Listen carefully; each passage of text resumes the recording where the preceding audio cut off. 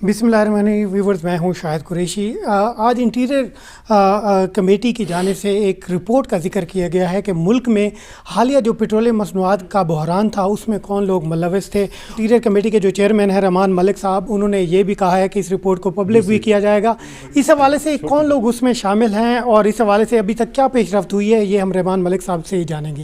جی سر. دیکھیں جی، یہ رپورٹ ہے جو ہمارے تک پہنچی ہے، اور کیونکہ اس کو انویسٹیگیٹ ایف آئی اے نے کیا ہے، اور میں یہاں پہ ایف آئی اے کی تعریف کرنا چاہوں گا کہ انہوں نے بہت اچھا کام کیا. انہوں نے ہر اس چھوٹے بڑے میٹر کو سامنے لے کے ہیں جس میں ہورڈنگ بھی ہے، جس میں ہائی سی پہ رکھ کے کیا گیا. بہت سے قانون توڑے گئے، جس میں کسی اگر امپورٹڈ کمپنی کو اجازت نہیں ہے تو انہوں نے لے کے آئے. اور اس میں جو ڈی جی آئل تھے وہ بھی آپ کو پتہ ہے وہ ویٹرنری ڈاکٹر تھے، تفصیل ان کو نہیں پتہ تھا، اور جو کنسرن ڈپارٹمنٹوں نے اپنی ڈیوٹی نہیں کی، اور ہر لیول پہ ہر جگہ پہ اس کی دھجیاں اڑائی گئیں. اور اس پیٹرولیم ساری وائلیشن جو مہنگائی ہوئی تھی، اس کو سب سے پہلے اسی کمیٹی نے ٹیک اپ کیا تھا اور پرائم منسٹر کو بھی لکھا تھا. اب کیونکہ اس کی رپورٹ آ گئی ہے اور ہماری کمیٹی ڈیل کر رہی ہے ایف آئی اے کو، تو ہم اس میں سے وہ ساری چیزیں کمیٹی کرے گی. اور ضروری نہیں ہے کہ اس کو ایف آئی اے اگر کرے ایک سب کمیٹی کا ہم بنائیں گے جس کو 15 ڈیز کی مینڈیٹ دے کے، بلکہ ان کمپنیوں کا جنہوں نے یہ امپورٹ کی، جنہوں نے ایلیگل پیسے بنائے، ارسپیکٹو آف دیئر انفلوئنس، انشاءاللہ سب کمیٹی انویسٹیگیٹ کر کے انشور کرے گی کہ ہم کیسز بھی رجسٹر کریں اور وہ ریکوری بھی کی جائے. اسی طرح اس کو انٹرپول میں بھی لکھا جائے گا، جو ریلیونٹ پیپر ہیں وہ بھی منگوائے جائیں گے. اور وہ اسمگلنگ جو کہ کچھ ریسٹرکٹڈ کنٹری سے بھی آ رہی تھی، وہ چیز یہاں یہ بھی مینشن ہے کہ جو ٹیسٹنگ لیبارٹریز ہیں وہ ایڈلٹرڈ جو ملاوٹ والا آئل ہے وہ بھی الاؤ کرتی رہی ہیں، اس کی ڈیٹیل بھی اس میں موجود ہے.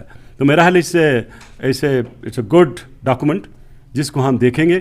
اور وہ لوگ جو سمجھتے ہیں کہ وہ انٹچیبل ہے اور ان کا آڈٹ سامنے آئے گا تو بڑے بڑے کے نام جو ہیں اس میں سے ایکسپوز ہوں گے.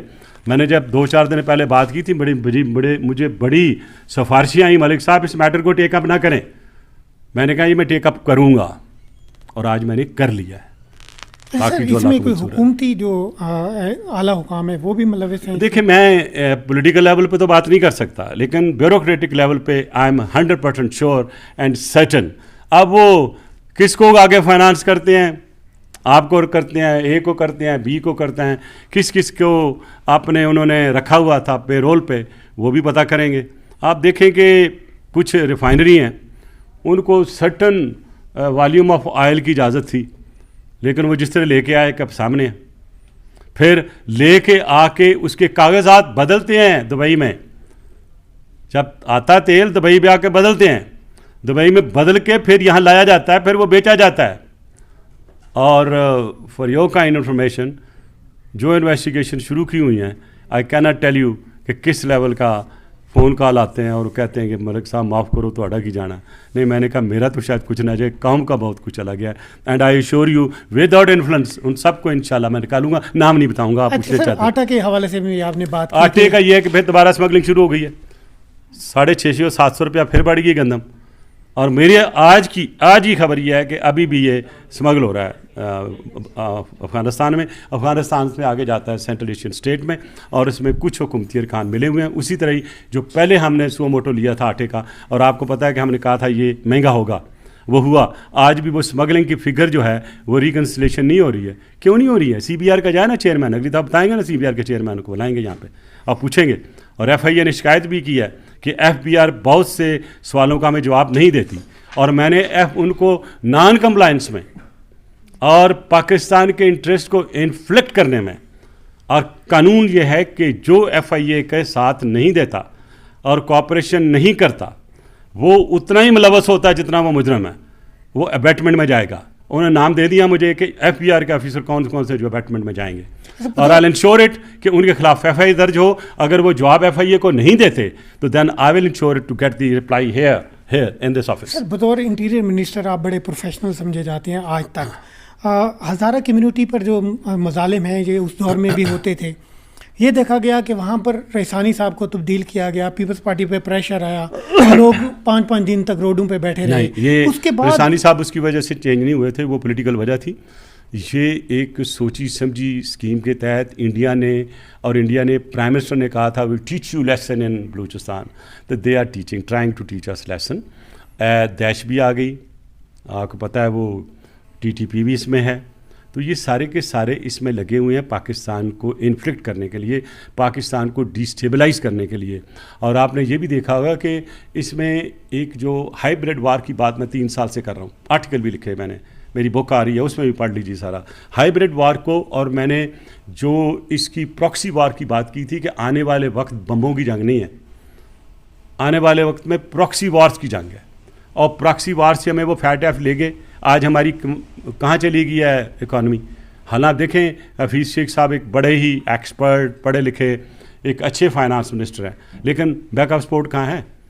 آپ کی جو فگرز ہیں ان کی تو پہلے سے بربادی تھی, اب بھی ہو رہی ہے.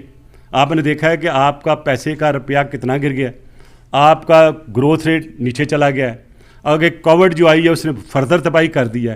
تو یہ اگر یہی عالم رہا تو فیبرری کے بعد تو ہماری حالت بہت خراب ہوگی ساری. میں ڈرا نہیں رہا ہوں, اس لیے بہتر یہ ہوگا کہ میں اس لیے کہہ رہا ہوں کہ جوائنٹ سیشن کرو, بیٹھ کے اپنی پریفرنسز 5-7 دن بیٹھ کے طے کرو. یہ نہیں آؤ کہ صبح شروع کیا 4 بندہ تقریر کاری ٹھپا لگوایا, خدا حافظ جی فیصلہ ہو گیا, اسی فیصلے پہ سر آخری سوال ہے کہ شیخ رشید صاحب جب سے آئے ہیں اس دن سے جو آئے روز وارداتیں بڑھ رہی ہیں اور ایک معصوم بچے کا ایسی کوئی بات نہیں, وارداتیں پہلے تھی, آپ ہائی لائٹ نہ کریں. وہ آج آ گئے ہیں کمیٹی میں, انہوں نے بات کیا ہے کہ he is going to supervise the جو کیس ہے. جو کرائم ہے یہ کسی کو دیکھ کے نہیں ہوتا, کرائم کا ایک اپنا ٹرینڈ ہوتا ہے. لہٰذا آئی ایم شیور جتنا ان کا تجربہ ہے وہ استعمال کرتے ہوئے لا اینڈ آرڈر کو بھی بہتر کریں گے, سچویشن کو بھی بہتر کریں گے. Committees here to help and assist, جو انہوں نے مانگی ہے وہ ہم پوری دیں گے. اور میرا خیال ہے کہ میں کبھی بھی کسی کو انڈرمائن نہیں کیا. دیکھیں ان میں ایبلٹی ہے تو آج انٹیریئر منسٹر ہے نا, وہ 15-16 منسٹریاں کر چکے ہیں. ایک مڈل کلاس سے تعلق رکھتے ہیں, میں بھی مڈل کلاس سے تعلق رکھتا ہوں, میں ان کی عزت کرتا ہوں کہ ایک مڈل کلاس کا ایک اٹھتے ہوئے وہ سامنے آئے ہیں. اور میری دعا بھی ہے, اب دعا بھی ہوگی, دعا بھی دی جائے گی, دعا بھی ہے کہ اللہ ان کو کامیاب کرے. Thank you.